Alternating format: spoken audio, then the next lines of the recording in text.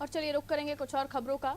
राजधानी भोपाल में 12 साल पहले करीब 360 करोड़ की लागत से बने बीआरटीएस कॉरिडोर को लेकर अब आपको बता दें बातचीत होने लगी है, चर्चा होने लगी है।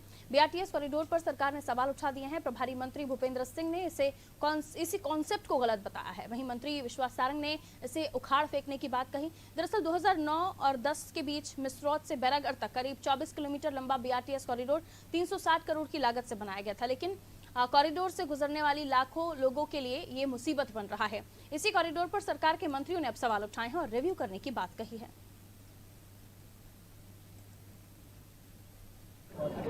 देखिए, बीआरटीएस रोड जो है, हमारे रोडों की चौड़ाई कम हो गई है और उससे कोई बहुत अंतर नहीं पड़ता है बीआरटीएस होने से दिन में। तो जब हमारे यहाँ मेट्रो आ जाएगी तो सुविधा वैसे भी बढ़ जाएगी, तो उसके बाद सरकार विचार करेगी कि बीआरटीएस की आवश्यकता है कि नहीं। हम सब इन विषयों को देखेंगे हम लोग और जो उचित होगा वो निर्णय करेंगे। सर, ये मानते हैं कि आप बीआरटीएस जब बना था तो तब गड़बड़ी हुई थी? बिल्कुल, बीआरटीएस का जो कॉन्सेप्ट था वो ही गलत था, मैं उसको मानता हूँ। आज से 12 साल पहले बनाए गए बीआरटीएस कॉरिडोर को अब खत्म करने की कवायद चालू है और साफ कर दिया है राज्य सरकार ने कि जल्द ही बीआरटीएस कॉरिडोर को हटा लिया जाएगा। 12 साल पहले सरकार ने 360 करोड़ रुपए करके अलग से लेन तैयार की थी, जिसमें राजधानी की 200 बसें रोजाना चल रही हैं। आप मेरे पीछे ये बीआरटीएस कॉरिडोर देख रहे हैं, ये भोपाल में 24 किलोमीटर का बना हुआ है। मिसरौद से लेकर होशंगाबाद रोड होते हुए ये पूरा बैरागढ़ की ओर जाता है, यानी शहर के एक छोर से लेकर दूसरी छोर तक बीआरटीएस का कॉरिडोर बना है। इसका मकसद था कि ट्रैफिक को कम किया जाए और बसों की आवाजाही के लिए ट्रैफिक जो है व्यवस्था बिगड़े नहीं, लेकिन अब इसे हटाने की कवायद की गई है।